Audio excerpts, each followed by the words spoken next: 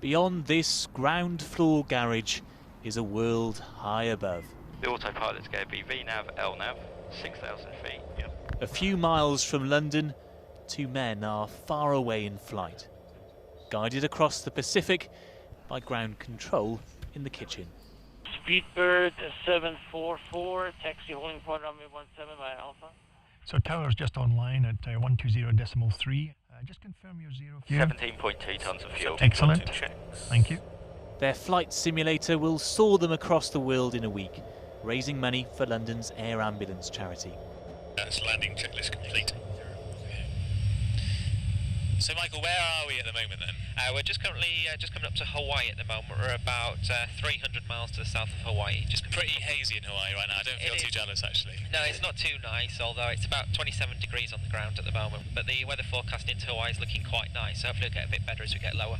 And all the controls and the displays you've got here are pretty much exactly the same as a normal plane, aren't they? Yep, the exact layout is accurate to the aircraft. All the dimensions are exactly the same. In fact, the only thing that's really different between this and the real plane is that it doesn't go anywhere.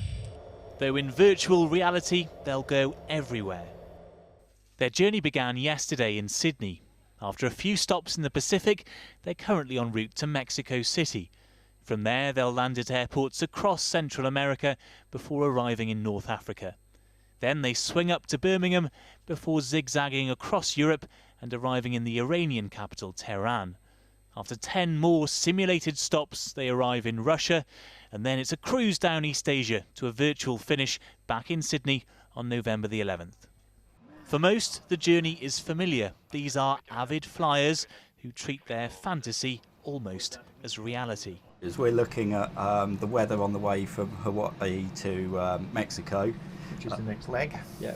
This is live weather off of the internet, and we're also working out how much fuel we're going to need. You guys are so into this. What is it that you love about it? I think it's great. You just escape the real world for a few days, and you've once you're 2 o'clock in the morning over the Pacific, you forget you're not actually in a real plane.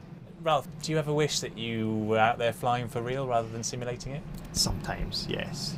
But I mean, I'm a bit too old for that now. 100. And this task will require stamina. They'll only rest for a few hours.